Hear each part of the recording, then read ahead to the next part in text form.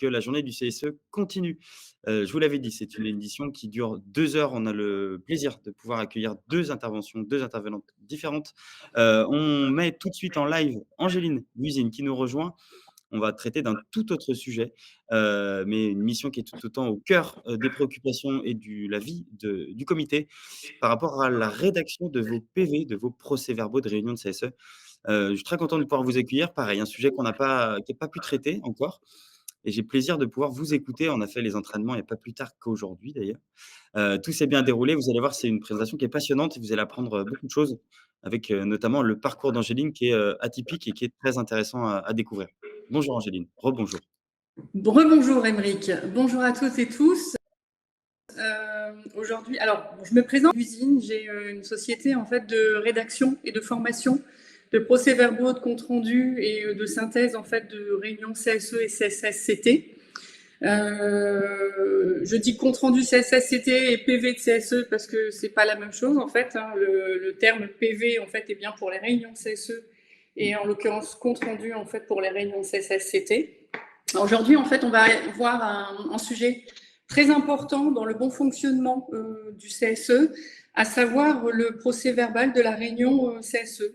Donc, à travers deux prismes, le premier thème, en fait, qui sera plutôt d'un ordre législatif, donc ce que dit le Code du travail à propos du PV, du procès verbal de la réunion CSE. Et en deuxième thème, les enjeux d'un PV, d'un procès verbal de réunion de CSE bien rédigé. Parce que, évidemment, en fait, il y a plein d'enjeux derrière et souvent assez méconnus. Donc, en ce qui concerne le premier thème, en l'occurrence, alors, attendez. Oui, pardon, autant pour moi. Le PV de CSE, ce n'est pas un document en fait qui reste interne à l'entreprise. C'est un document très important qui est régi par le Code du travail, qui est amené à être dans les mains en fait de tierces, qui peut faire valoir de preuves ou de sources d'informations en cas de litige. Et il convient de bien s'assurer qu'on est en règle avec la législation. Et on va voir différents critères qui régissent en fait la rédaction des procès-verbaux. Donc, en l'occurrence, on va voir si le procès-verbal de réunion de CSE est obligatoire ou facultatif, qui en a la charge, qu'est-ce que doit contenir ce procès-verbal de CSE, est-ce qu'il est possible ou pas de déléguer, alors j'aurais pu rajouter aussi en fait d'enregistrer les réunions de CSE, et quels sont les délais de transmission à respecter, vous allez voir qu'il y en a plusieurs. Donc, le premier point, en fait, c'est le PV, en effet, est obligatoire. C'est ce que dit le Code du travail.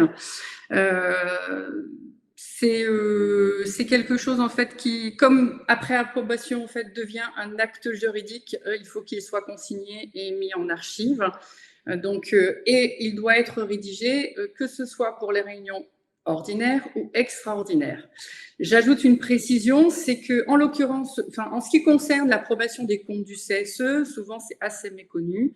Il doit y avoir en fait déjà une convocation d'un CSE extraordinaire avec point unique à l'ordre du jour l'approbation des comptes du CSE et donc avec la rédaction d'un PV prévu à cet effet, d'un procès verbal prévu à cet effet.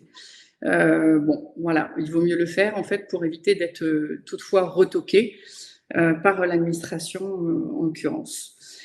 Ensuite, donc la rédaction du procès verbal, qui en a la charge? Le Code du travail nous dit que c'est le secrétaire ou la secrétaire de CSE, puisqu'il y a aussi des femmes en qualité en fait de secrétaire. J'ai eu quelquefois, j'ai connu d'ailleurs un CSE, c'est la direction qui élaborait en fait qui rédigeait les procès-verbaux, alors sous forme de manière très synthétique.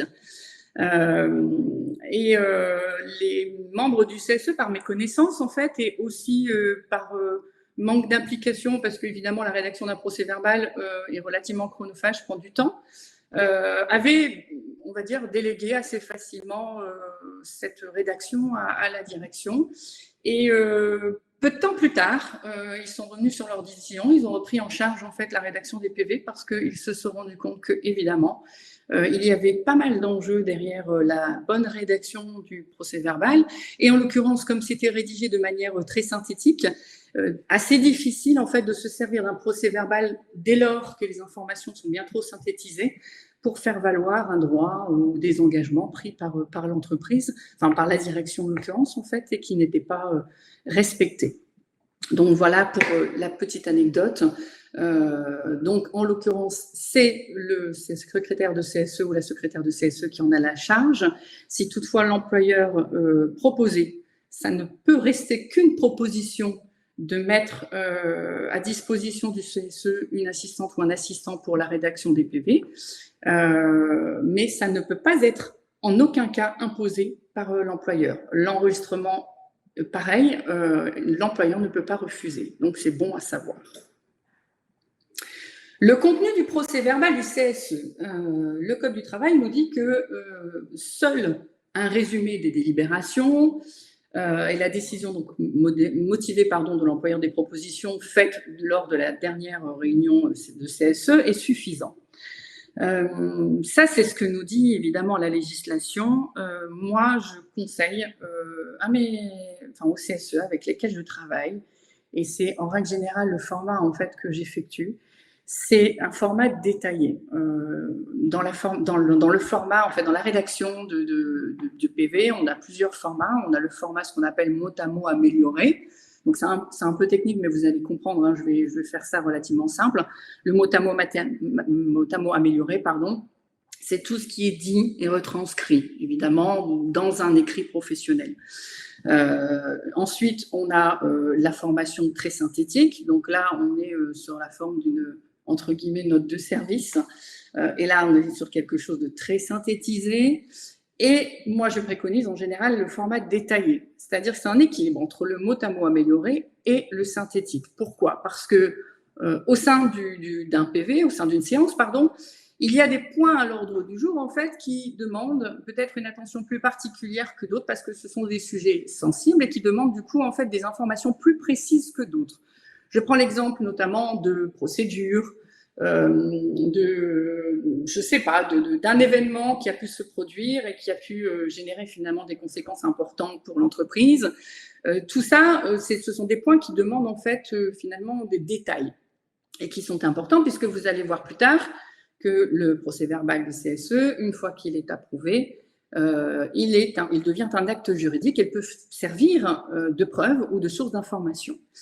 Donc, du coup, moi, je préconise en fait le format rédaction détaillé pour avoir suffisamment de détails dans le PV pour pouvoir ultérieurement, parce qu'on ne sait jamais, s'en servir ou parce qu'il peut être en effet source d'information et s'il s'avérait en fait être trop synthétique, il est relativement difficile finalement de s'y baser. À l'inverse, une rédaction en mot à mot en fait améliorée. Alors certes, il y a normalement 0 information qui manque. Néanmoins, il faut savoir quand même que le procès-verbal de réunion est amené à être lu par notamment et surtout, on va dire, les salariés.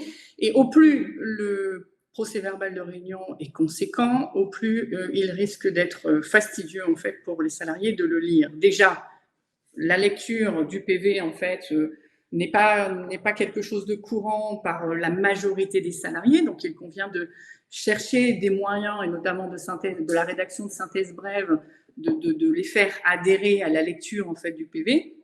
Mais voilà, c'est quand même assez fastidieux parce que ça demande en fait une rédaction du mot à mot. On est sur des PV en fait avec de nombreuses pages et qui est quand même relativement difficile de prendre du temps pour lire, etc. Et puis on dit souvent trop d'informations tue l'information, et donc ça ne met pas en exergue finalement les informations dites essentielles. Donc voilà, je préconise souvent un format détaillé, c'est-à-dire une sorte de mode hybride entre le mot à mot amélioré et la synthèse. Et inversement, pardon ? Inversement, s'il ne tient compte que des délibérations et de la décision motivée de l'employeur, oui. il peut y avoir du côté des salariés une sorte de frustration de ne pas avoir en fait suffisamment d'informations pour prendre Voilà, prendre part et prendre fait, aux dossiers qui sont, discutés pendant les réunions. Oui, exactement, parce que comme, enfin, je le dis souvent, c'est-à-dire que le procès-verbal de réunion permet en fait aux salariés d'être complètement acteurs de la vie Mmh. de leur entreprise et c'est vraiment une source d'information en fait essentielle pour eux et c'est vrai que si en effet, ben, on se contentait finalement de d'un résumé très bref, et des votes, Mmh. et ben, du coup, c'est vrai qu'en effet, il y aurait une sorte de frustration et je pense que ça viendrait aussi renforcer finalement ce que malheureusement souvent les salariés ont tendance à se dire, c'est ben voilà à quoi servent les représentants du personnel, à quoi sert le Mmh. CSE, mis à part en fait à donner des œuvres sociales. Voilà. Je pense que c'est un moyen en fait pour les représentants du personnel de, de comment dire de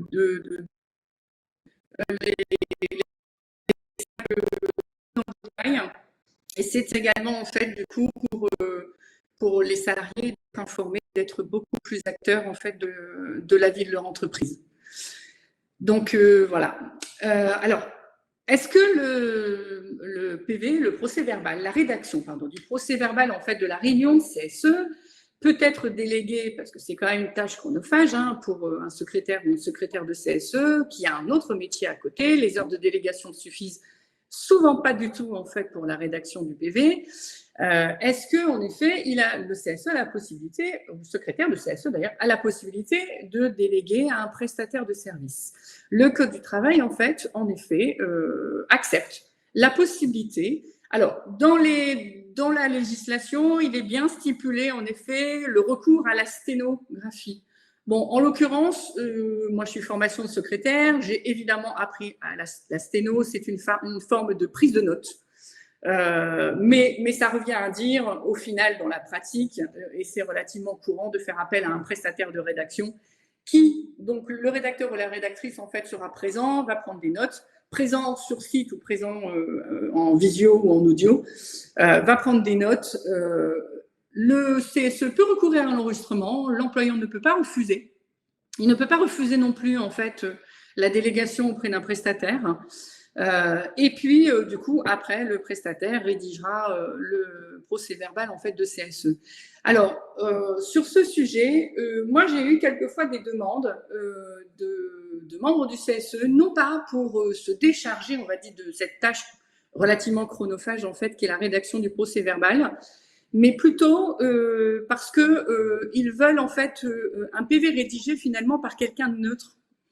Parce qu'au sein du CSE, ben, il peut y avoir soit un syndicat libre, et en l'occurrence, ça pose moins de soucis quelquefois, mais quelquefois, il peut y avoir en effet différentes organisations syndicales, avec en face donc la direction, et il peut y avoir souvent en fait des petits conflits sur la manière de rédiger, comme s'il y avait un parti pris, etc., du secrétaire qui serait éventuellement membre d'une organisation syndicale par rapport à d'autres membres du CSE en fait qui feraient partie d'une autre organisation syndicale.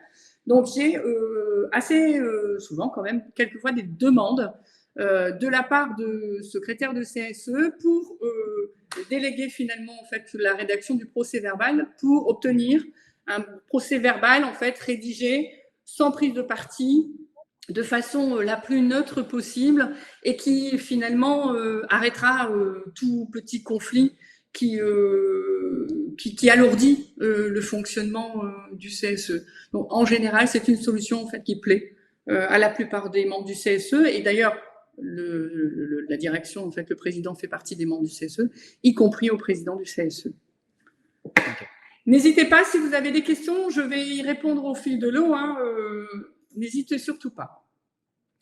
Le dernier point, néanmoins pas moins important, le délai de transmission du procès-verbal de CSE.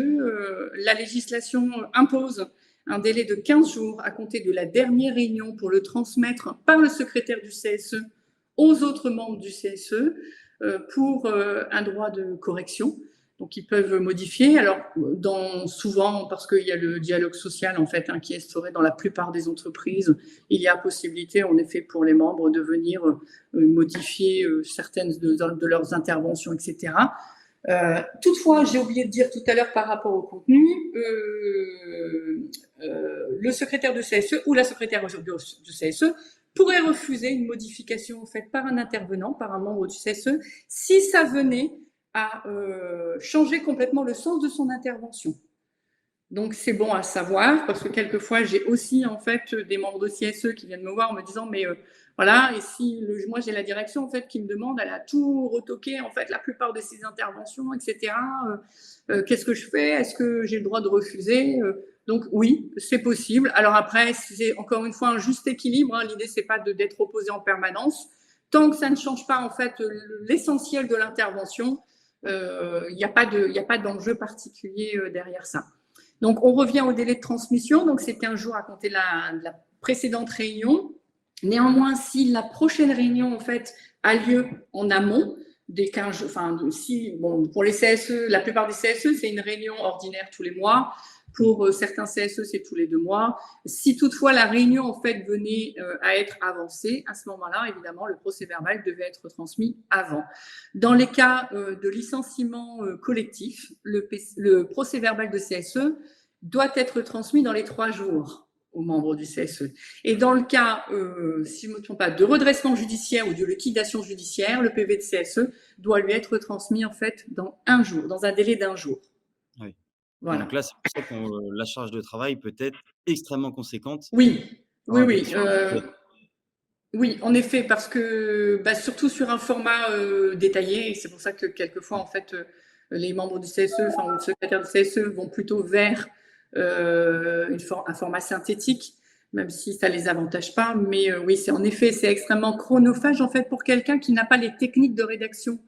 Parce que moi, voilà, c'est mon métier, donc évidemment l'expérience est là. Je suis présente en réunion, que ce soit à distance ou pas, et ma prise de notes en fait est suffisamment rapide et complète pour faire en sorte que du coup, on va dire les 3/4 de la réunion est déjà en prise de notes. Il suffit simplement de venir après compléter le PV avec l'enregistrement. Donc évidemment, pour quelqu'un en effet qui est novice dans le métier, ça peut être relativement fastidieux et je le comprends amplement. Il y avait quelque chose sur lequel je voulais revenir. Vous faisiez mention d'une demande de modification. Est-ce qu'il est possible de faire rouvrir, un PV, de CSE un peu plus tard que ces 15 jours-là et de demander à des modifications? Non, alors enfin, tout dépend. Si le PV a été approuvé Ouais, lors de la réunion en fait précédente, il est dans le marbre en fait. ouais, il est Donc classé. voilà, exactement. Il devient un acte juridique et c'est à ce moment-là qu'il peut être diffusé et affiché et qu'il devient un acte juridique. Donc il est vraiment en fait marqué dans le marbre. Tout ce qui est Ouais. dit dedans en fait ne peut pas être retoqué, rectifié pardon après. Tant que l'approbation n'a pas été faite, évidemment, il y a tout à fait possibilité de voir avec le secrétaire de CSE, de s'entendre lors de la réunion, il n'y a aucun problème. Mais si l'approbation a été effectuée, non, on ne peut pas revenir dessus. D'accord. Le deuxième thème, qui est celui-là très très important et qui est assez méconnu en fait des membres du CSE, ce sont les enjeux d'un procès verbal en fait de CSE bien rédigé. Souvent, les membres du CSE considèrent que la rédaction d'un procès verbal, finalement, parce que c'est assez fastidieux, parce que c'est chronophage, ils considèrent ça comme un acte administratif en fait finalement lambda, une sorte de formalité à accomplir. Mais on va voir que le PV de CSE, le procès verbal de réunion de CSE, c'est bien plus que ça. Et ça peut vraiment avoir un impact, et on va le voir tout à l'heure, même sur le long terme. Donc voilà, on va. Alors, donc pourquoi en fait est-ce important de bien rédiger les procès-verbaux de réunion de CSE? Pour une question de traçabilité, je vous expliquerai tout en détail tout à l'heure. Hein. Pour une question de transparence, pour une question de communication, pour un respect. Alors là, j'ai mis l'obligation légale de manière générale, mais c'est les obligations légales.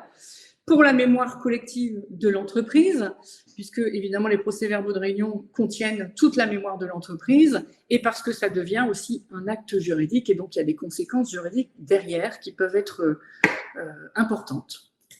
Il y a 2 questions qui ont été posées, Angéline. Une qui normalement s'affiche ici, mais je vais d'abord prendre la 1re.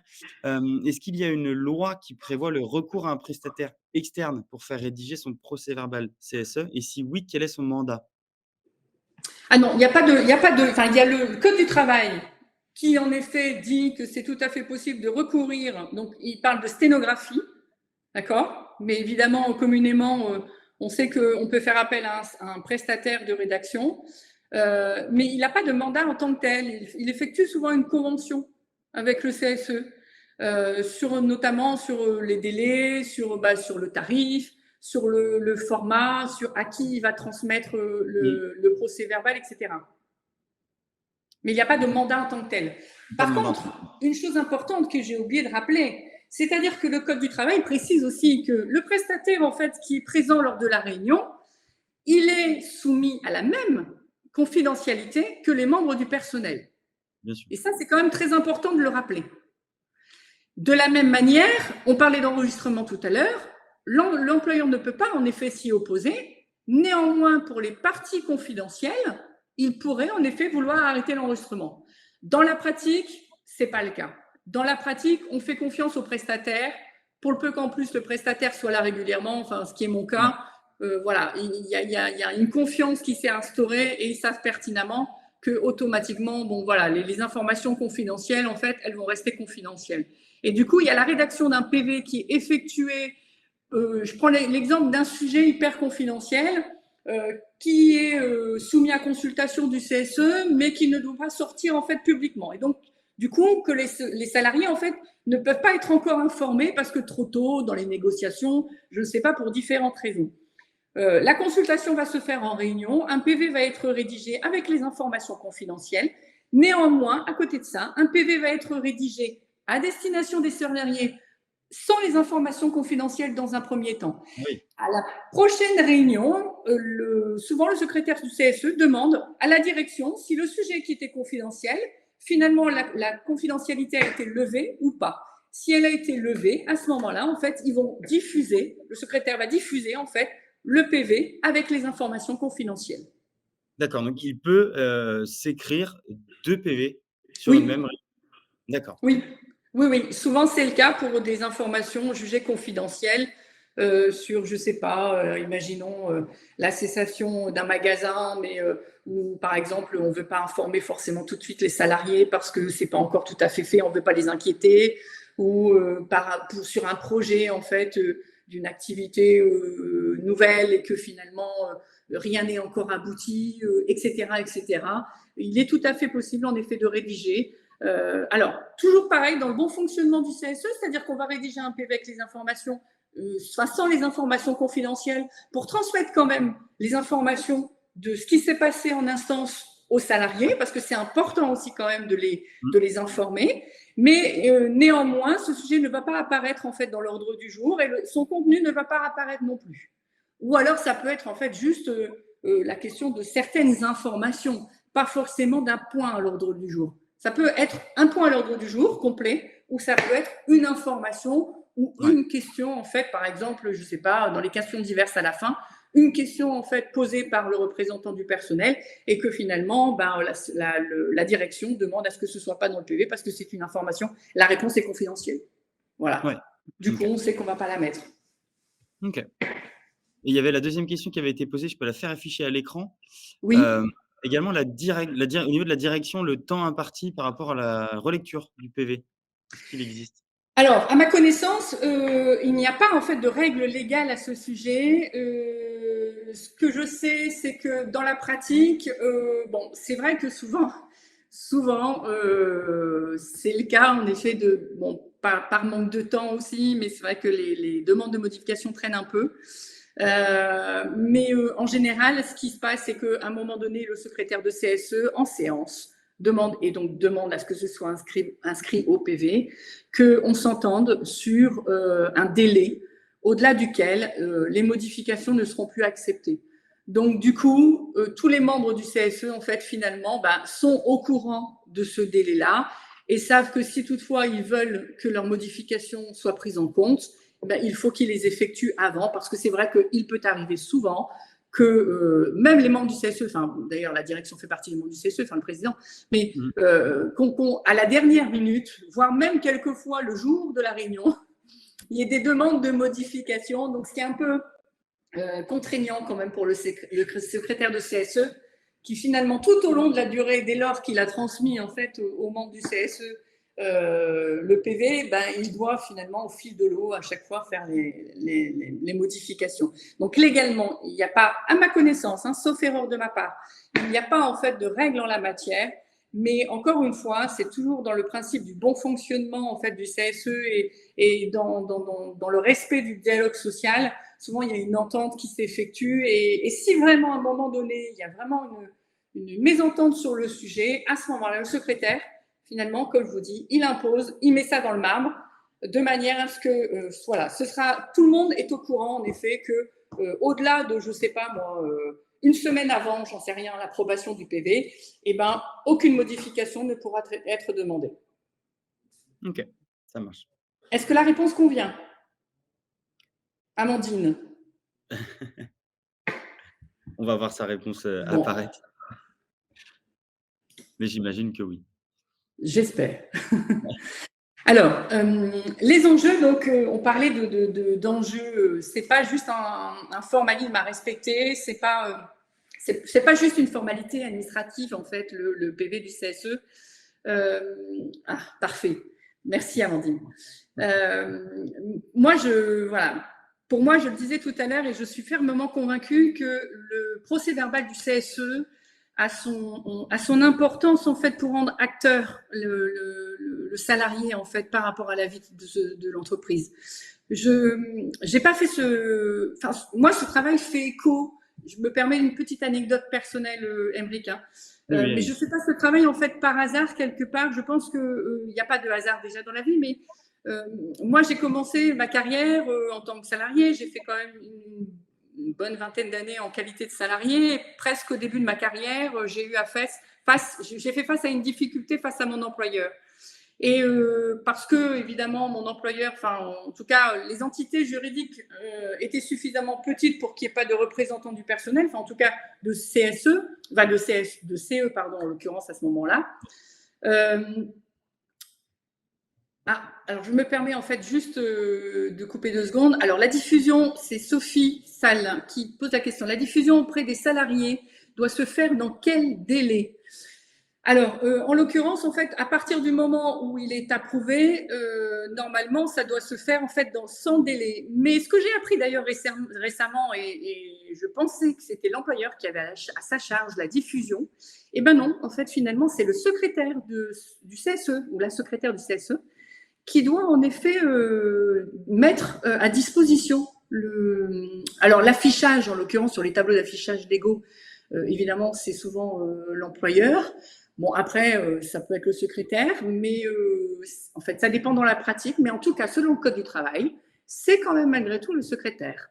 Donc, en l'occurrence, là, c'est pareil. Il n'y a pas de délai maintenant. À partir du moment où, enfin, ce que je constate quand même en ce qui concerne le procès-verbal de CSE, c'est qu'il n'y a pas forcément beaucoup de règles. C'est régi, mais finalement, c'est souvent un peu vaste, en fait. Donc, c'est souvent une négociation, un équilibre entre une négociation d'abord, un règlement de conflit, et puis après, si vraiment à un moment donné… mais en tout cas, une chose est sûre, c'est que l'employeur, enfin le secrétaire de CSE, peut avoir des soucis juridiques si toutefois, en effet, il vient à freiner la transmission ou la diffusion du PV à destination des salariés. Donc ça, c'est ce que je sais. Maintenant, en termes de délai, normalement, ça se fait dès lors que le PV est approuvé. Enfin, je veux dire, dans un délai, on va dire, relativement raisonnable. Donc, mais je n'ai pas de précision, en fait, quant au délai. Mais je sais que ça doit se faire, en fait, dans la foulée. De toute façon, pour le bon fonctionnement, que ce soit pour l'intérêt des salariés, des membres du personnel ou de la direction. C'est aussi l'intérêt de la direction. Donc, souvent, pour le coup, ils s'accordent sur le sujet. Mais comme, alors, il y a des CSE qui ont un site internet, ou un site intranet pour le CSE. Donc, c'est là où ils mettent à disposition, en fait, les PV. Et après, sur les panneaux d'affichage légaux, mais voilà, en tout cas, moi, ce que je sais désormais, c'est que c'est le secrétaire qui en a la charge, ce que je ne savais pas auparavant. Voilà. Donc, en termes de communication, donc je disais que, voilà, que j'étais amenée en fait à être confrontée à un conflit juridique, on va dire, avec mon employeur, et je me suis trouvée bien démunie en fait, seule, sans représentant du personnel en fait, à qui, par qui je pouvais être accompagnée. Bon, je me suis débrouillée toute seule. J'ai finalement quitté évidemment l'entreprise et plusieurs fois, souvent d'ailleurs en tant que salariée, je me suis sentie un peu subir en fait finalement les décisions, les projets, les choses en fait qui venaient s'imposer à moi au sein de l'entreprise. Et je m'étais convaincue que c'était un peu finalement le statut du salarié que de subir la situation. Jusqu'à ce que, bon, alors, je suis pas devenue indépendante par hasard. Hein, entre autres, c'était un souhait en fait de pouvoir mieux maîtriser en fait finalement comment dire, ma vie professionnelle en l'occurrence. Et puis donc de formation secrétaire, je proposais au départ mes services en fait pour tous actes administratifs, on va dire, actes de secrétariat. Et j'ai eu mon premier contrat avec un gros CSE.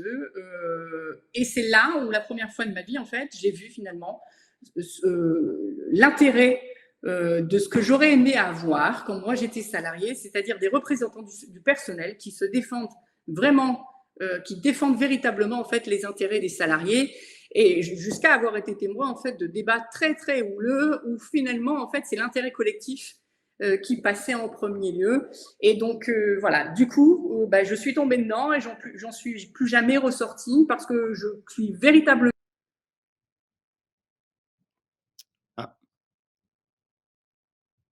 Ah, formidable finalement entre les mains des salariés, et qu'ils peuvent véritablement se sentir acteurs de la vie et ne plus subir en fait la vie de leur entreprise. Voilà. Alors, nous avons souvent, donc c'est Sophie Salle qui me dit, nous avons souvent un délai long pour la validation de la direction. Peut-on diffuser sans la validation de la direction? Alors, le secrétaire du CSE, alors, qu'est-ce que vous entendez par validation? Parce que la direction n'a pas donné sa validation. C'est-à-dire que le secrétaire du CSE ou la secrétaire du CSE envoie en fait le procès-verbal de réunion de CSE à tous les membres, donc y compris la direction. Communément, tous savent en fait que l'approbation s'effectue finalement après, à la prochaine réunion en fait ordinaire. Donc, ça veut dire que y a forcément un délai raisonnable en dessous duquel les modifications ne pourront plus être prises en compte, sauf vraiment cas exceptionnels, hein. Parce que évidemment, encore une fois, il ne faut pas être non plus trop rigoriste. Mais sauf cas exceptionnel, en règle générale, en fait, les membres du CSE le savent. En l'occurrence, la direction n'a pas à valider ou pas. C'est-à-dire que dès lors, parce qu'elle ne signe pas déjà le PV. Donc, elle fait partie en fait des membres. C'est le secrétaire ou la secrétaire du CSE qui peut même décider en fait qu'il n'y a finalement pas de modification à effectuer. C'est tout à fait possible également pour le bon fonctionnement du CSE et pour le dialogue social. Bien évidemment, en fait, c'est le secrétaire ou la secrétaire du CSE demande en effet les modifications. Maintenant, s'il y a abus, il n'y a pas besoin d'attendre et le secrétaire de CSE en fait peut décider de mettre le point à l'ordre du jour de l'approbation. Après, s'en suivra en fait forcément un débat entre la direction et le secrétaire de CSE qui en effet exprimera son désaccord sur le sujet, mais et qui s'entendront de toute façon au final. Mais bon, d'ailleurs, pour l'approbation du PV, l'employeur ne prend pas part au vote. Donc ça, il faut le savoir aussi. Moi, en tout cas, c'est comme ça que ça se passe avec tous les CSE, en fait, lesquels je travaille. Donc voilà, si à un moment donné, la direction venait à abuser pour X raisons, par manque de temps, ou voilà, bon, sinon, à un moment donné, il y a aussi quand même, je pense, mais j'en suis pas certaine, hein, mais je pense que ça peut être aussi un délit d'entrave finalement caractérisé, parce que à partir du moment où, en effet, elle entrave le bon fonctionnement de la délivrance, de la transmission des PV, etc., aux salariés, bon, elle engage quand même, à mon sens, sa responsabilité sur le sujet. Alors, délai, c'est négocié au moment de la rédaction du règlement intérieur du CSE en principe. Oui, en effet, c'est le cas, mais encore faut-il que pour ça, le CSE finalement se préoccupe de l'importance du règlement intérieur du CSE.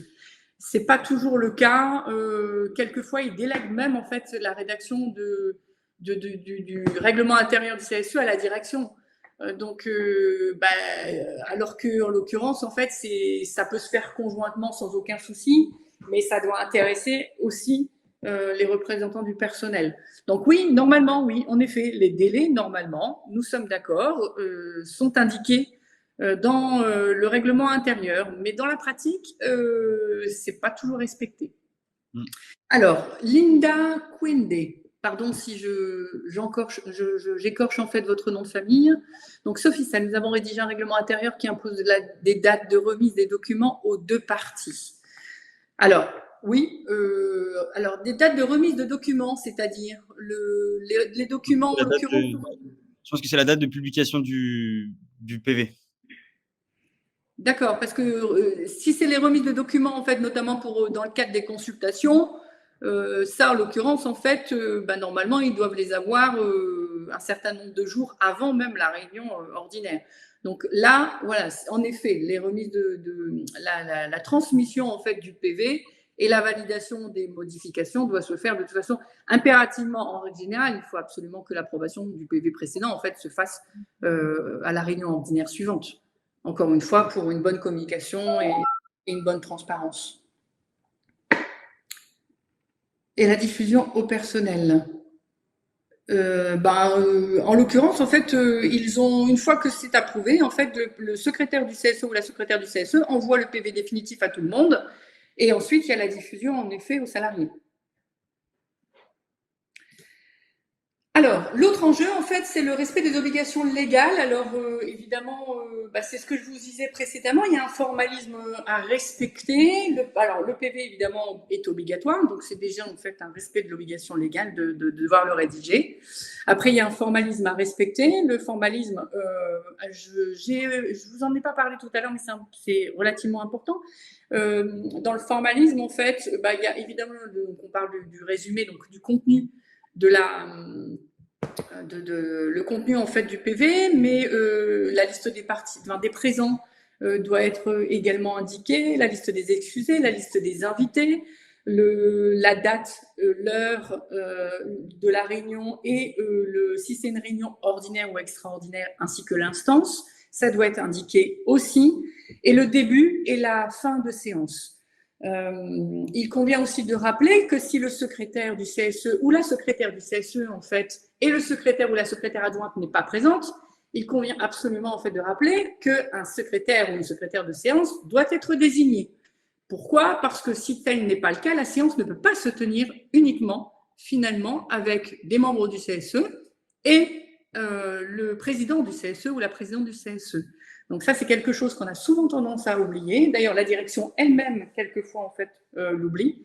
Et donc, c'est important de le savoir, en fait, pour éviter finalement d'avoir une réunion qui ne devait pas se tenir en soi. Ouais, parce qu'il peut ne pas y avoir de suppléant sur cette fonction-là.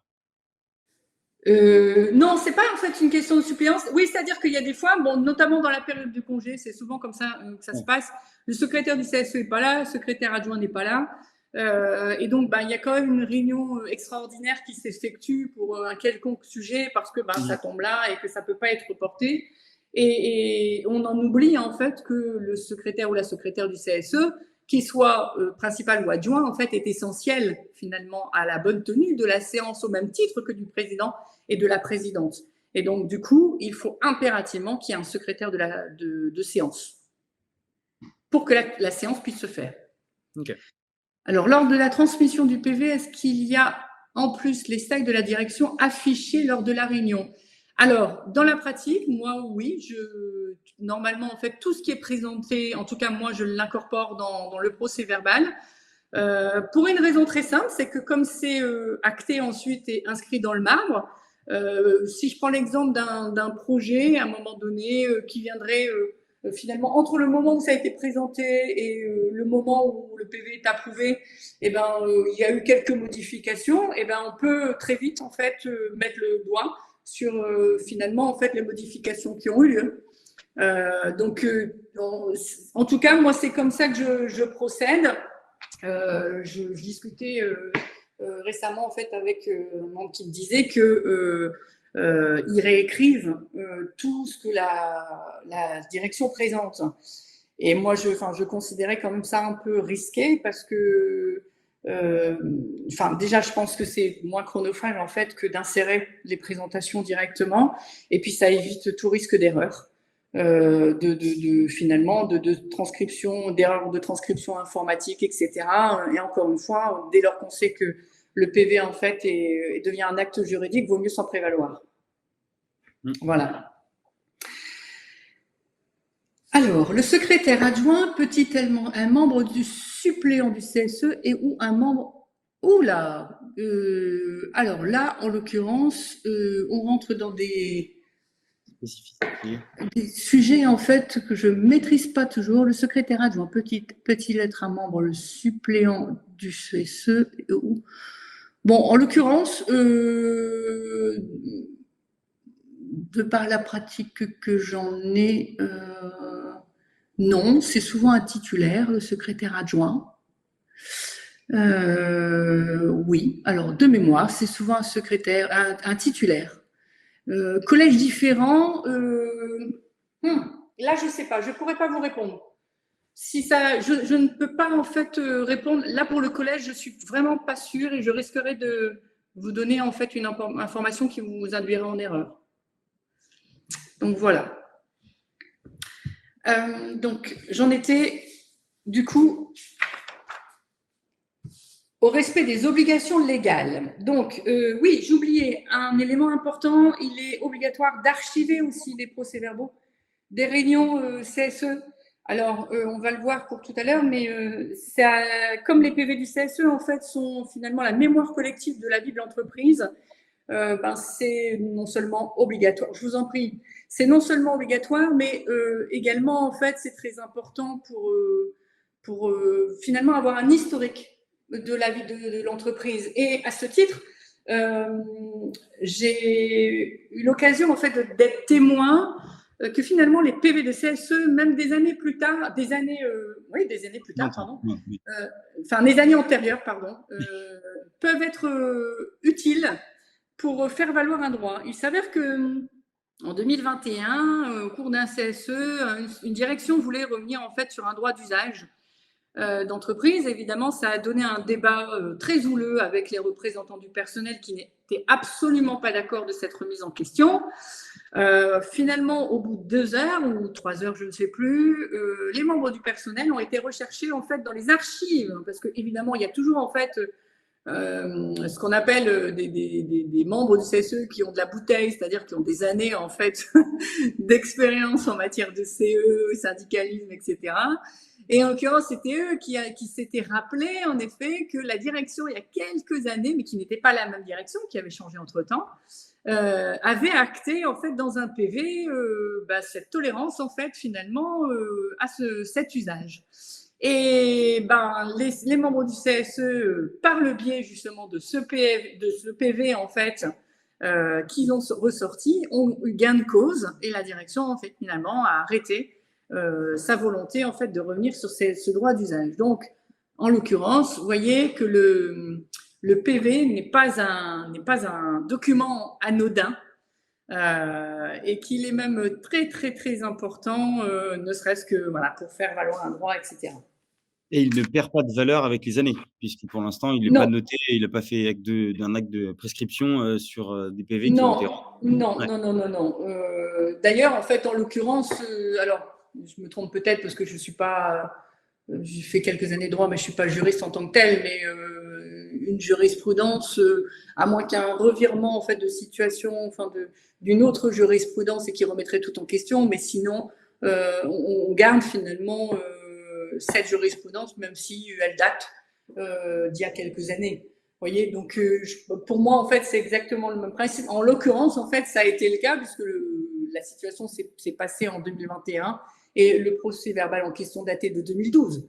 Donc, 10 ans plus tard, enfin plus de 10 ans plus tard, vous voyez, il a encore servi. Donc voilà, c'est pas un élément en fait anodin. Bah, je vois Donc, qu'Ophélie et Natacha, d'ailleurs encore là, elles peuvent, d'abord me le partager peut-être sur l'espace qui est privé si, il y a une notion sur la jurisprudence et sur l'annulation d'une jurisprudence, ça peut être intéressant. pardon, excusez-moi, j'ai pas compris, Non, non, Hervé. je disais que, Ophélie et Natacha, étaient Ah encore oui, présentes et donc en fait sur cette notion d'annulation de jurisprudence, si elles avaient quelque chose à nous apporter, un complément de réponse. En attendant, on continue la présentation bien sûr, mais pourquoi pas?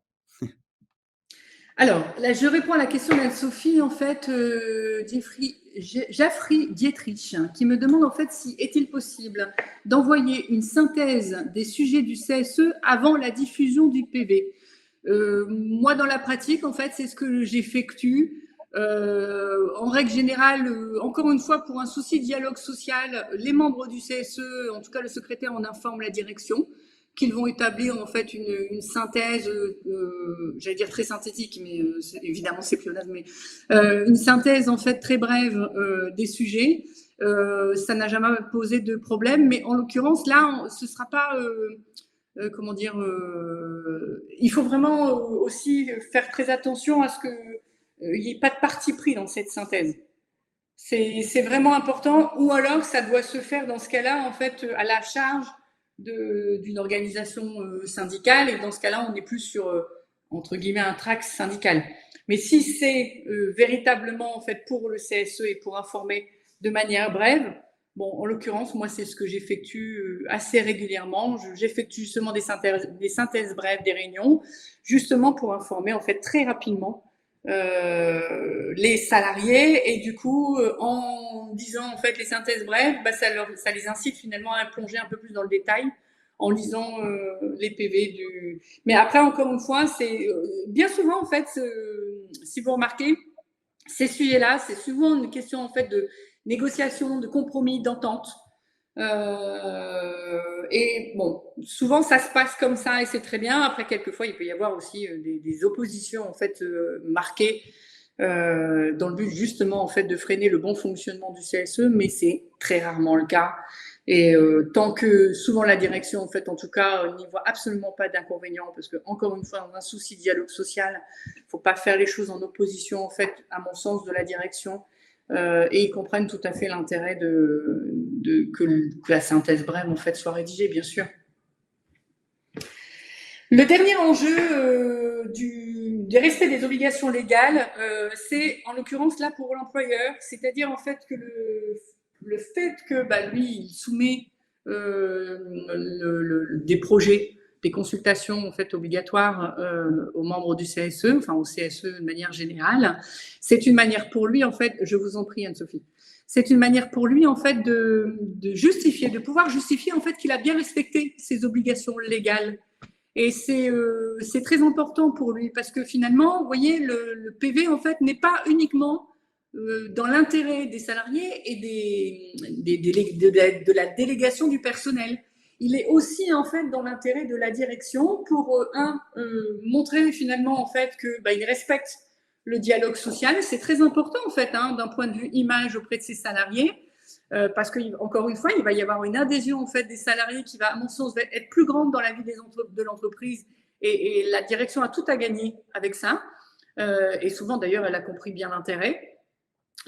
Et donc, du coup, voilà, c'est une manière pour lui aussi, alors, quelque part de se protéger, c'est une manière pour l'employeur de se protéger, en fait, de dire, bah voilà, moi j'ai respecté mes obligations légales, je peux l'attester, puisque, en fait, les PV ont été approuvés, etc. Donc, voilà, ça, c'est aussi un enjeu d'un PV, je dirais, bien rédigé, mais en l'occurrence, là, c'est un intérêt, en fait, pour l'employeur. Alors, pour l'employeur, oui, non, parce que malgré tout, il y a aussi pour... Ah, d'accord. Il y a aussi, en fait, l'intérêt, finalement, pour les salariés et la délégation du personnel. Mais il a consentant décliné une valeur juridique. Pardon? Consentant dessus, il a bien une valeur juridique, c'est ça? Ah oui, Ouais. l'acte, oui, oui, oui, l'acte, le procès verbal, en fait, dès lors qu'il est approuvé donc en séance, à ce moment-là, en fait, devient un acte juridique et à valeur probante. C'est-à-dire, en fait, que, alors, sauf erreur de ma part, mais selon les dernières jurisprudences, en matière de délit d'entrave il est une source d'information pour caractériser le délit d'entrave. Et en matière de conflit, de litige prud'homaux, pardon, et ben dans ce cas-là, en fait, il peut être une source de preuve. Il peut être une preuve, pardon. Ouais. Il faut savoir quand même que dans les instances CSSCT notamment, le PV en fait est envoyé également au médecin du travail. Selon en fait certaines situations, le PV en fait de la réunion CSE peut être envoyé à l'inspection du travail. Donc voilà, c'est-à-dire qu'il y a quand même des tiers qui vont à un moment donné être amenés à lire ce procès verbal. Et donc évidemment, il convient de bien respecter la législation sur des différents sujets, et de deux, également en fait de s'assurer qu'on est bien dans les clous, que ce soit notamment, je prends l'exemple en fait d'un délit d'entrave, enfin voilà, c'est quand même super important. Ok. Alors, je le disais tout à l'heure, le PV, en fait, c'est la mémoire, les procès-verbaux, pardon, de CSE, c'est la mémoire collective de l'entreprise. Il doit être, les PV, en fait, de réunion CSE doivent être archivés, sans limitation de durée. Et souvent, en fait, c'est une mine d'informations pour les nouveaux élus qui ont un mandat nouveau. C'est-à-dire que, et en l'occurrence, en fait, soit c'est des élus qui étaient membres déjà, qui ont été réélus, etc. Et en l'occurrence, ils savent un peu ce qui s'était passé lors des réunions, mais celui qui ne sait pas du tout ce qui s'était passé parce que c'est la première fois en fait qu'il intègre un CSE, voilà, lire les PV en fait peut être une mine d'informations pour savoir en fait comment ça s'est passé dans les précédents mandats, et donc du coup avoir une petite idée de ce qui va se passer dans son propre mandat. Voilà, c'est vraiment important, et puis ça permet en fait aussi, moi c'est ce que je recommande souvent aux membres du CSE, c'est déjà de faire une réunion préparatoire, c'est absolument indispensable. Peu de CSE le font, ou alors quand ils le font, finalement, c'est des réunions qui donnent a priori, selon les retours que j'en ai, pas grand-chose. Ce qui est bien dommageable, parce que c'est très important, parce qu'après, sinon, en fait, on fait des réunions finalement de très longue durée pour pas grand-chose, qui fatiguent tout le monde. Et qui amène finalement de moins en moins d'adhésion et d'implication en fait au sein du CSE, et qui après rajoute aussi à l'idée en fait que s'en font souvent les salariés, c'est-à-dire que à quoi ça sert un CSE, à quoi ça sert les représentants du personnel, finalement en fait ils ne font que des réunions pour discuter le coup, etc. Enfin, pardonnez-moi du terme, mais quelquefois ça peut être ce genre de retour, et donc ils ne connaissent pas forcément l'intérêt. Et en l'occurrence, le procès verbal de CSE, en fait, finalement, c'est cette mémoire collective-là aussi. Donc, ça permet en effet d'informer le salarié de ce qui se passe. Mais pour je recommande souvent, en fait, aux membres du CSE de faire des réunions préparatoires et de reprendre, en fait, les anciens PV. Pourquoi ? Parce que sur les anciens PV, s'ils ont été bien rédigés, évidemment, vous allez avoir toutes les questions, en fait, qui finalement n'ont pas obtenu de réponse de la direction. Toutes les questions où la direction en fait a dit oui, je prends note, et finalement on n'est jamais revenu dessus avec la réponse, ou toutes les questions en fait qui à un moment donné ont eu une réponse mais quelque peu évasive, ou qui n'ont pas forcément en fait été appréciées finalement, qui ne correspondent pas à ce qu'attendaient les membres du CSE. Et donc du coup déjà en faisant ce genre de choses, on peut avoir finalement un ordre du jour relativement bien construit, et un suivi finalement de toutes les actions qui ont été engagées, et de l'évaluation aussi en fait, et du suivi de ces actions. Parce que c'est bien beau de mettre en place des actions, mais si derrière en fait il n'y a aucun suivi, au final ça revient presque à ne rien faire. Donc voilà, c'est cette mémoire finalement collective qui est importante à travers les procès-verbaux de CSE, parce que c'est l'historique de la vie de l'entreprise. Et puis après, ça peut être intéressant d'ailleurs pour quiconque, parce qu'on voit l'historique des différentes directions, de leur façon de se comporter avec les représentants du personnel, leur attachement au dialogue social, etc. Enfin, on voit différentes évolutions. au final. Donc c'est C'est un peu aussi… le ouais, c'est un peu le poumon du climat social de l'entreprise, en fait. Oui, oui, oui, oui, parce qu'au sein des instances, en fait, on ressent véritablement que lorsqu'il y a un dialogue social, finalement, il y a une cohérence Mmh. entre les salariés et la direction qui portent ensemble un même projet, en fait, celui de la Ouais, pérennité de l'entreprise. Et du coup, heureusement, c'est vraiment souvent le cas, quoi. J'ai eu rarement en face de moi, en fait, enfin, j'ai rarement été témoin en fait de direction. Ça arrive, hein, ça m'est arrivé, hein, mais de direction qui était vraiment en fait dans je botte en touche en permanence. ouais. Je ne sais pas pour quelle raison, parce que personnellement, en fait, je n'y vois pas d'intérêt. À mon sens, c'est pas dans l'intérêt de l'entreprise. Mais après, moi, je me garde bien en fait de donner mon avis. Je dois être honnête, mais je ressens en effet que là où il y a vraiment un dialogue social au sein des instances, le vrai dialogue social, hein, pas le dialogue social en fait de représentativité, de représentation, hein, le vrai dialogue social. Encore une fois, en effet, il peut y avoir des débats houleux, il y a forcément des sujets sur lesquels les membres, enfin, la délégation du personnel et la direction ne sont pas d'accord, etc. Évidemment. Et ça, c'est sain, c'est très sain en fait, comme débat au sein d'une instance. Mais oui, c'est souvent en fait le reflet finalement ouais, le poumon, ouais, quelque part en fait Mmh. de l'entreprise. Oui, oui, complètement. Alors, Et si on change de pardon. braquet, si on dézoome un peu, notre prisme, en fait, c'est le bien-être des salariés dont on parle. Ah, mais complètement. Ah, mais complètement. Parce que ben, les réunions du CSE, en fait, ben, les membres du personnel sont là pour défendre. Enfin, le CSE, c'est la voix collective en fait des salariés. Et également, en fait, ils sont là pour défendre les intérêts en fait des Ouais, salariés. Donc, évidemment, on parle de bien-être, on va dire, par la pérennité de leur emploi, etc., pour tous les projets qui peuvent impacter, pour toutes les choses économiques qui peuvent impacter l'entreprise financière, etc. Mais en l'occurrence, en fait, en instance CSSCT, là, on parle de sécurité, de conditions de travail, mmh, donc de santé. Donc, oui, évidemment, là, on est aussi au cœur, on va dire, du bien-être du salarié, bien sûr. Le PV, enfin, pour moi, le procès verbal, en fait, du CSE, outre le fait que ce soit un acte juridique qu'il est obligatoire, etc., il est véritablement, en fait, à destination du salarié. C'est d'ailleurs en fait souvent on se pose la question quand on retranscrit quelque chose parce qu'il y a des réunions informelles, enfin, il y a des interventions finalement un peu informelles, des interventions dites de fonctionnement on va dire au sein même d'une instance. Et la question souvent en fait que je me pose, alors évidemment je prends jamais parti en fait et c'est toujours ma réflexion que j'exprime en fait au secrétaire et à lui en fait de décider ce qu'il veut faire, mais souvent je mets en surbrillance en fait certaines interventions parce que je me demande en fait si c'est dans l'intérêt du salarié. Parce que finalement, c'est ça la question ultime à se poser.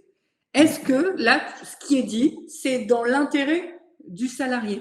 Dans le ouais, sens où, non pas est-ce qu'il faut le retrancher ou pas, mais si par exemple c'est une question en fait juste, je vous donne un exemple ridicule, mais ah tiens là, il est noté quoi? Vous voyez? Bon, ça n'a pas lieu d'être dans un PV, ça va l'alourdir pour, enfin ouais, ridiculement. Vous voyez, si par exemple, je sais pas moi, sur, bah voilà, est-ce qu'on peut avoir les présentations plutôt 8 jours avant que 3 jours avant? Cette question, en fait, je me pose toujours à savoir s'il faut l'inclure dans le PV ou pas. Pourquoi? Parce que ça dépend des secrétaires de CSE. Il y a des secrétaires de CSE qui, c'est juste une question anodine comme ça, de bon fonctionnement, en fait, avec la direction. Mais attention, ça peut ne pas être le cas. C'est-à-dire que ça peut être, à un moment donné, une volonté, en fait, du secrétaire d'indiquer sur le PV qu'à plusieurs reprises, il a averti la direction qu'il n'avait pas les documents suffisamment à temps pour donner un avis avisé. Donc, vous voyez, il ne suffit pas en fait de retranscrire comme un robot un PV. Il y a vraiment une réflexion qui est demandée pour pouvoir retrancher finalement des choses en fait qui n'ont absolument pas d'importance et qui sont de l'ordre de l'explication du fonctionnement. Mais à l'inverse, en fait, il y a des questions qui semblent relativement anodines et qui ne le sont pas. ouais. Voilà. On a une question intéressante de Benjamin, je vais l'afficher à Oui, l'écran. Ça peut valoir, Benjamin Garcin. Avons-nous des pistes d'amélioration concernant la diffusion des PV, support digitalisation disponibles sur l'intranet? Alors, des pistes d'amélioration, ben moi je préconise en fait bien souvent d'effectuer une synthèse brève. Par retour que j'en ai eu, ça permet en fait d'augmenter considérablement le nombre de salariés qui lisent les PV. Donc, du coup, comme c'est toujours quand même un sujet relativement récurrent, en effet, que les membres du CSE déplorent considérablement que les PV ne sont pas suffisamment lus, du coup, ne serait-ce que pour la bonne communication, c'est une bonne chose. Donc déjà la synthèse brève. Après, disponible sur l'intranet, oui, parce que de toute façon, attention, hein, les PV en fait ne peuvent pas être diffusés finalement publiquement. Donc, il faut mettre en place un système en fait qui permet, avec une identification, de savoir à qui aura accès, etc. Parce que même si ça devient un acte juridique, ça reste finalement confidentiel à la société. Hein. Donc, moi, je dirais la synthèse. C'est quelque chose en fait qui fonctionne très bien. Mais après, la synthèse, en fait, c'est pas plus d'une page et demie. Moi, je sais que voilà, pour une réunion, les réunions maximum que je peux avoir, c'est entre 8 heures, on va dire 9 heures quelquefois, mais c'est très rare. On est sur une page et demie au maximum, parce que c'est pareil. C'est-à-dire que si vous commencez à faire 4 pages pour une synthèse, je suis pas sûre en fait que ça va donner finalement envie aux salariés de la lire. Donc voilà, vraiment, il faut rester sur quelque chose en fait de très neutre. On part souvent sur un style indirect et pas direct. Et on remet les points à l'ordre du jour et on met en fait finalement l'information très essentielle sur pas seulement les votes hein, quand même. Il s'agit pas non plus en fait de faire une sorte de note de service parce que sinon ça va la rendre trop pauvre cette synthèse. Mais en tout cas relever vraiment les informations essentielles. Après, j'ai moi-même en fait des réflexions sur est-ce qu'un PV audio ça pourrait pas en effet inciter aussi à l'amélioration en fait de la diffusion des PV.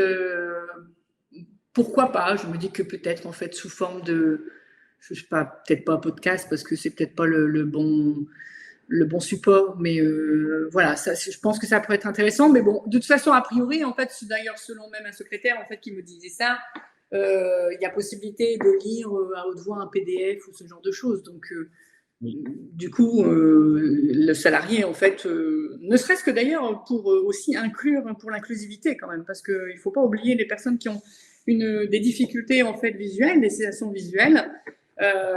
Oui, en effet, il faut quand même aussi penser à cette possibilité pour eux. Mais bon, dès lors que l'option est possible en fait de leur faire lire le PV audio, enfin c'est souvent le cas. Voilà. Après, non, moi j'ai pas de.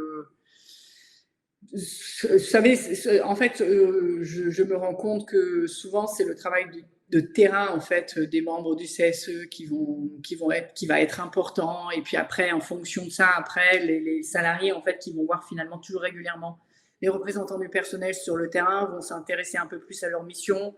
Les synthèses brèves vont venir en fait rajouter finalement l'intérêt à ça. C'est finalement pas une seule solution, mais plusieurs solutions. Plusieurs pistes en fait qui peuvent être mises en place à mon sens. Il n'y a jamais une seule solution en fait dans ce genre de sujet, mais plusieurs. Okay. J'espère avoir répondu, Benjamin, correctement. J'ai répondu, mais est-ce que c'est correct? Voilà. Donc, on disait tout à l'heure, en effet, évidemment, le PV, une fois qu'il est procès-verbal, pardonnez-moi, en fait, du jargon professionnel, sûrement est utilisé. Le procès-verbal, en fait, dès lors qu'il est... je vous en prie. Le procès-verbal, en fait, dès lors qu'il est approuvé donc en séance, à la séance suivante, il devient un acte juridique. Donc, c'est ce que je vous expliquais tout à l'heure. Il y a différents enjeux à ça. Alors, évidemment, comme on le voit là, ça peut devenir, en fait... Ça devient une preuve, hein, puisque ça a valeur probante devant une juridiction. Maintenant, c'est ce que je vous expliquais. C'est parce que je n'ai pas retrouvé en fait la jurisprudence en question. Moi, j'aime beaucoup lire les jurisprudences. En fait, je trouve qu'elles Mais il y a quand même assez peu de jurisprudence sur le procès-verbal de réunion CSE. Il y en a une notamment récemment d'ailleurs, alors c'était pas une jurisprudence, enfin c'est une jurisprudence, mais c'était des élus en fait d'une organisation syndicale au sein d'un CSE qui avaient en fait finalement mis devant la juridiction le fait qu'ils contestaient les PV, notamment sur un sujet d'approbation des comptes du CSE. Alors, sur la régularité, enfin la bonne gestion déjà dans un premier temps, en fait, des comptes du CSE, mais également, en fait, ils contestaient finalement le manque de fidélité de la rédaction par rapport aux interventions qui avaient vraiment eu lieu. Donc voilà, c'est en ça qu'il faut faire attention quand on sait qu'un PV devient un acte juridique. Il y a des fois, je préconise souvent en fait la modération sur, par exemple, des affirmations que pourraient apporter des membres du personnel à destination en fait de la direction, en disant oui, machin, je sais que, enfin, pardonnez-moi du terme. Oui, voilà, je sais que voilà, il s'est passé ça, etc. Et finalement, sans justification et sans élément de preuve. Il faut faire très attention à ce genre de choses parce que dès lors que vous affirmez quelque chose et que en plus ça devient un acte juridique, c'est inscrit dans le marbre. Donc difficile finalement de revenir en arrière en disant bah non, j'ai pas dit ça. Bah si, parce que ça a été approuvé et ça a été acté. Donc attention, il faut toujours quand même avoir un minimum de modération dans ce qu'on dit. D'ailleurs, dans la vie de tous les jours, hein, je pense que c'est un conseil en fait qui peut être pratiqué dans la vie quotidienne, mais encore plus quand on est en instance représentative du personnel, parce que je vais utiliser en fait une provocation, mais un peu dans l'optique de se dire en fait que tout ce qui sera dit pourra être utilisé contre vous. Voilà, donc il faut faire quand même relativement attention. C'est pas quelque chose qui va rester dans un tiroir, c'est quelque chose qui pourra être ressorti. Et donc, à un moment donné, en fait, il faut juste faire juste attention. Donc, le PV a une valeur probante. Donc, dans le cadre d'un litige prud'homal, il est souvent utilisé comme une preuve. Dans le cadre d'un délit d'entrave, c'est souvent une source d'information.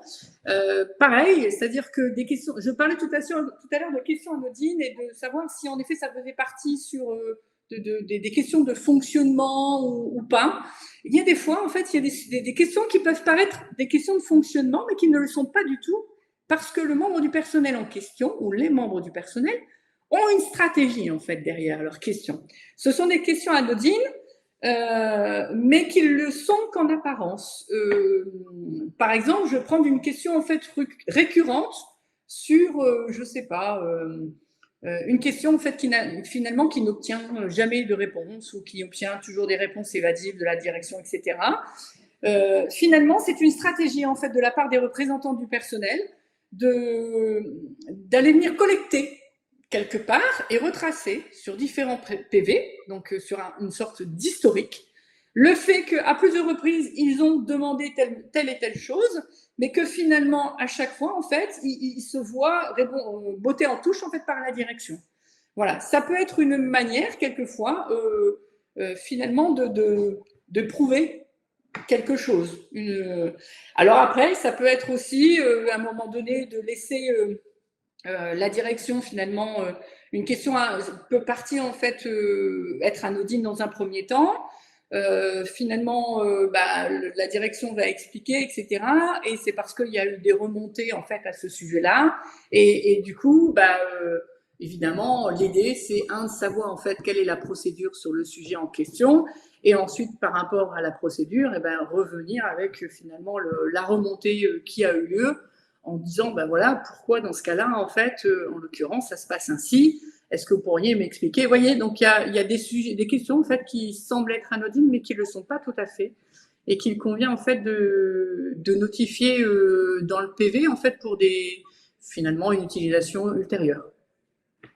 Okay. Alors ensuite, donc pour faire valoir un droit, notamment les engagements. Quelquefois en fait, il y a des engagements de la direction qui sont donnés, et c'est plus difficile en fait pour la direction de faire un rétro-pédalage après. Alors, elle peut le faire, hein, attention, hein, c'est pas parce qu'à un moment donné, elle s'est engagée sur un PV que c'est aussi facile que ça finalement de la contraindre à respecter cet engagement. C'est pas aussi simple que ça. Néanmoins, ça peut quand même quelquefois réduire et aider. Je vous parlais tout à l'heure de l'anecdote en fait du droit d'usage, enfin, de l'usage d'entreprise, vous voyez. Bon, ça a réduit considérablement en fait les discussions et ça a permis finalement à la délégation du personnel d'obtenir gain de cause, ce qui est plutôt pas mal. En règle générale, en fait, avec la direction, quand il y a un dialogue social au sein de l'entreprise, bon, il y a vraiment toujours une sorte de compromis qui se met en place. C'est plutôt sympa à voir, quoi. C'est plutôt agréable à voir. Donc, le PV peut être contesté. Je le rappelais tout à l'heure, en fait, avec les élus de cette organisation syndicale, en fait, qui avait porté l'affaire en justice, estimant que finalement, les interventions, enfin, ce qui était rédigé ne reflétait pas les interventions qui ont été lues. Donc, ça peut être contesté. Ça peut être contesté aussi par l'employeur. En l'occurrence, en fait, l'employeur, en fait, il y a différentes manières finalement de solutionner le problème. Il y a la première chose, c'est à un moment donné, toujours dans le but d'un bon dialogue social, c'est d'en parler avec les membres du personnel en disant, écoutez, moi, je trouve que là, j'ai dit ça et ça a été en fait mal reformulé, ou il y a eu du retrait, ou il y a eu des ajouts, etc. Et donc, du coup, s'il y a une bonne entente et que ça n'enlève pas le sens, en règle générale, tout le monde s'entend sur le sujet et il n'y a pas de, le sujet s'arrête là et en effet, on s'ajuste ensuite. Si éventuellement, il y a une opposition en face, il y a tout à fait possibilité de proposer l'idée, en effet, de faire appel à un prestataire extérieur qui va finalement venir un peu neutraliser la rédaction du PV et donc éviter ce genre de conflit ultérieur.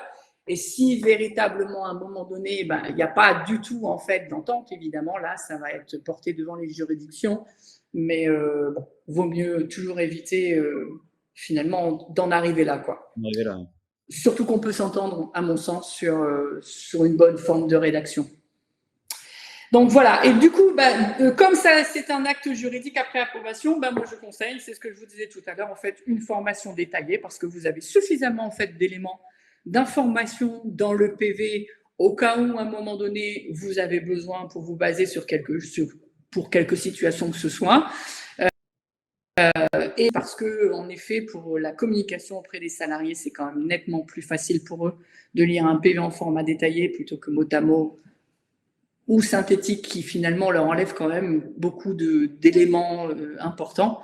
Et puis, encore une fois, on se retrouve bien démunis en fait devant un acte juridique, devant une synthèse finalement pour faire valoir ses droits. Donc, c'est quand même important en fait d'avoir certains détails. Donc, alors, on a parlé longuement du. Je vois l'heure, hein, Émeric, vous inquiétez pas. On a parlé longuement en fait de l'enjeu, des différents enjeux en fait d'une bonne rédaction de CSE. Maintenant, en effet, il y a quand même aussi des conséquences relativement désastreuses en fait d'un PV mal rédigé. Parce qu'un PV mal rédigé, c'est ce que je disais tout à l'heure par rapport notamment à la jurisprudence que j'avais lue en fait. D'élus qui finalement font porter l'affaire devant la justice pour toquer finalement une approbation quand même de compte de CSE, hein, ce qui n'est pas anodin, pour faire valoir aussi le fait que finalement le PV n'est pas fidèle selon eux aux interventions, donc ça crée des tensions. Ce qui n'est pas évident toujours en fait déjà parce que quelquefois il peut y avoir en fait il n'y a pas toujours une entente en fait entre les différentes organisations syndicales et donc si on peut éviter d'en rajouter ce serait bien. Moi je dis quelquefois des demandes justement en fait de secrétaires qui cherchent plutôt un prestataire pour la neutralité plus que évidemment pour se décharger aussi hein, puisque le PV demande un temps considérable de rédaction mais c'est plus pour finalement en fait avoir quelque chose de neutre. Hein. Et puis voilà, des malentendus du style ah non, j'ai pas dit ça comme ça, j'ai dit ça comme ci, etc. Voilà, il vaut mieux à un moment donné s'assurer d'éviter ce genre de déconvenus qui pourrait freiner le bon fonctionnement du CSE et ce qui serait relativement dommageable. Je ne sais pas si on a des secrétaires de CSE qui sont justement dans la rédaction de PV dans l'audience, mais j'imagine que l'impartialité doit être difficile à trouver quand on est du coup acteur au sein membre du CSE pour son entreprise. je vois ça comme quelque chose d'assez difficile à obtenir, cette posture d'impartialité, en étant membre. Alors, oui, oui, exactement. Quand on le fait en qualité de membre, Ouais. bah forcément. Enfin, je veux dire, c'est bah déjà. Alors, ça dépend si on a vraiment un esprit collectif, ça peut tout à fait être possible. Hein, mais c'est vrai que si on fait partie en fait d'une organisation syndicale, en plus on fait partie peut-être Mmh. aussi, bah, on fait partie d'un service. Donc c'est vrai que et par rapport à sa direction aussi, vous savez c'est relativement délicat. Moi je le constate. Hein. C'est déjà pas évident en fait pour un élu de se positionner face à sa direction en instance. Ouais. C'est-à-dire qu'à un moment donné, il faut savoir se détacher du fait qu'on soit salarié et donc on a en face sa hiérarchie. Il faut finalement être capable de discuter de sujets en fait qui peuvent être relativement sensibles, mais tout en sachant en fait s'exprimer et finalement s'opposer quand il y a lieu. Mmh. Et c'est vrai que c'est un exercice difficile déjà, je trouve, pour tout élu. Alors évidemment, il y en a qui arrivent mieux que d'autres hein, par expérience. Mais les nouveaux élus, en fait, moi, je vois hein, leur évolution au fur et à mesure. Au tout début, ils sont tout timides et tout, et au fur et à mesure, en fait, finalement, ça vient. Ils commencent à prendre position et c'est très bien. Mais c'est vrai que du coup, dans la rédaction de PV, c'est pareil. Parce qu'en plus, quand une direction, en fait, à un moment, moi, je suis désolée, mais ça, il faut modifier, ça, il faut modifier, ça, il faut modifier. C'est difficile, en fait, finalement, de se dire, ben, est-ce que je dois le faire? Est-ce que si je le fais pas, en fait, quelles vont être les conséquences? Enfin, voilà, il y a 10 000 questions, à mon avis, qui peuvent se poser pour le secrétaire du CSE, et c'est vrai que Mmh. ça doit pas être simple, en plus du travail que ça demande, quoi. Ouais, bien sûr. Voilà, j'en ai terminé.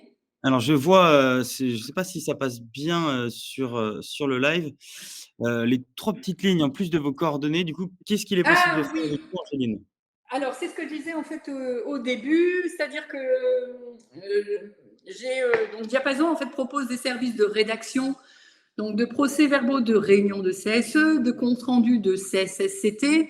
Alors, c'est le même format, hein, c'est juste le terme Ouais. finalement légal qui change. C'est-à-dire qu'on n'utilise pas le terme procès-verbaux. C'est une erreur commune, en fait, d'appeler un procès-verbal, en fait, de réunion CSSCT. Mais après, bon, c'est juste du formalisme, hein, c'est pas hyper grave. Des relevés de décision. Alors, ce que j'appelle le relevé de décision, c'est souvent en fait utilisé par les organisations syndicales, les représentants des organisations syndicales pour justement faire une synthèse en fait auprès de l'organisation syndicale de la réunion CSE. Et en l'occurrence, en fait, c'est des synthèses brèves, simplement.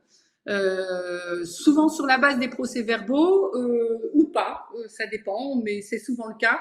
Et les feuilles de route, alors les feuilles de route, c'est les fameuses, c'est ce que je vous expliquais tout à l'heure sur la mémoire collective. C'est-à-dire en fait l'idée de reprendre tous les PV et d'aller ressortir en fait toutes les questions en suspens ou qui n'ont pas eu de réponse, etc., les projets qui ont lieu, les actions entreprises, et de savoir en fait finalement qu'est-ce qui a été fait, qu'est-ce que ça a donné, et toutes les actions qui ont dit, qui auraient dû être faites et qui n'ont jamais été mises en place. Ça permet en fait d'avoir on dit souvent en fait que on sait où on va quand on sait d'où on vient. Mmh. Et c'est exactement ça. C'est finalement une sorte de ligne rouge. Alors, ça peut se faire au mois. Ça peut être une feuille de route mensuelle, mais ça peut se faire aussi sur une année, sur un mandat. Mais voilà, ça permet, par exemple, bah, quand des élus qui sont nouvellement élus, qui viennent de constituer leur CSE, et ben, ils se disent, voilà, OK, bah, qu'est-ce qui s'est passé juste avant? On va reprendre les PV.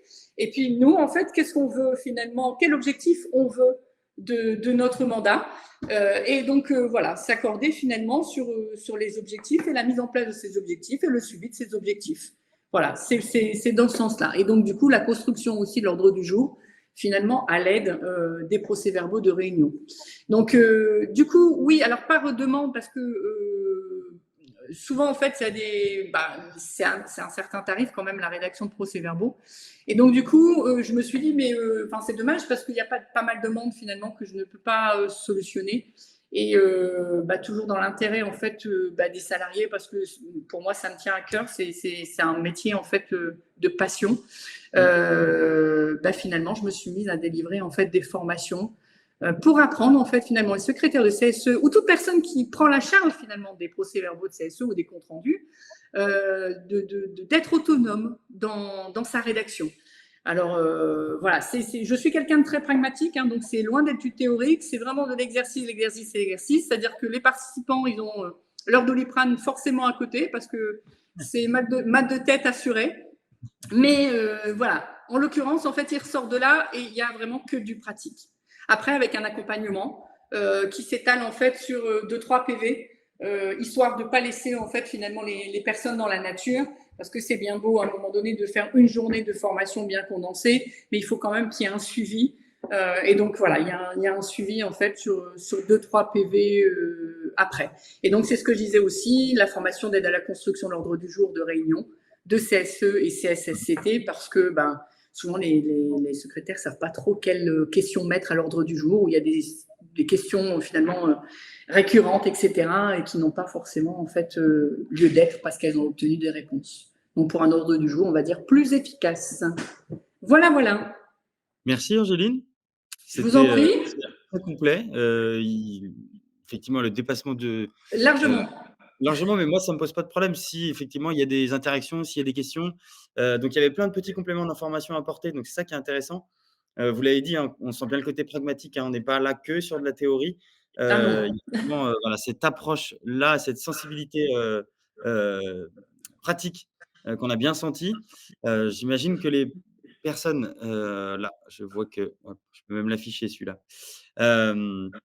Et ben, ils sont à l'écran, les coordonnées. Je vous ai même mis après les miens, www.lajourneeduCSE.com, pour avoir les replays des éditions précédentes et toutes les actualités qu'on met à jour régulièrement. J'ai pris beaucoup de plaisir. De nouveau, je laisse toujours le mot de la fin à l'experte. C'est pour ça que je commence. J'ai pris beaucoup de plaisir de nouveau à effectuer l'animation, la modération de cette 11e édition de la journée du CSE. On a eu beaucoup d'interactions, beaucoup de participants aujourd'hui, donc c'est quelque chose qui fait plaisir. Je vois qu'on a déjà dépassé les 150 vues sur le live. Donc il y a des personnes qui sont bien évidemment peut-être vues en ping-pong un peu, mais on a déjà plus d'une 150 vues du live, donc c'est intéressant. Je vois que ça plaît toujours. C'est que ça marche. N'hésitez pas à revenir vers nous aussi sur des thématiques que vous souhaitiez voir abordées sur la prochaine édition. Moi, je vous donne d'ores et déjà rendez-vous fin novembre. La date n'est pas encore totalement posée, que ce soit sur le 28, soit le 30. J'attends la réponse de nouveaux experts qui veulent intervenir. Et d'ailleurs, si vous êtes expert, je vous donne la parole sur une thématique. Si elle n'a pas encore été traitée, c'est mieux. Mais en tout cas, le micro est ouvert sur la journée du CSE. Je prends toujours le temps d'échanger avec les experts et de voir comment ça peut intéresser nos membres. Donc voilà, je vous souhaite une belle fin de journée. Je vous donne rendez-vous fin novembre. Avant de donner la parole à Angéline, je vous donne aussi rendez-vous sur www.lajourneeduCSE.com. Vous avez tous les replays. Celles et ceux qui le souhaitent, vous aurez à la demande le format, le support qui a été présenté, notamment le support des 2 juristes en droit social de KPMG et le support ici d'Angéline. Donc n'hésitez pas à nous contacter, il y a des choses à faire avec les experts, il y a des choses à faire aussi avec moi si vous le souhaitez. On a notamment un module d'appel d'offres si vous avez des besoins spécifiques sur le site de la journée du CSE.com. Je vous dis à très bientôt et puis je vous laisse le mot de la fin, Angéline. Merci beaucoup pour votre attention et puis à très bientôt. En tout cas, merci beaucoup. C'était une première pour moi. J'espère vivement en fait avoir été source de réponses pour vous, élus. Ça doit pas enfin voilà, je suis témoin en fait que votre mission n'est pas facile. Et c'était une manière pour moi, en effet, de venir vous apporter certains éclairages et j'espère vivement en fait avoir pu le faire. N'hésitez absolument pas pour quelconque renseignement, des questions que vous auriez. J'y répondrai. Si je ne sais pas, en fait, je vous dirai je ne sais pas et éventuellement j'irai chercher l'information, mais en tout cas, je ne vous induirai pas en erreur. Merci bien et vraiment encore merci beaucoup pour cet accueil, Émeric.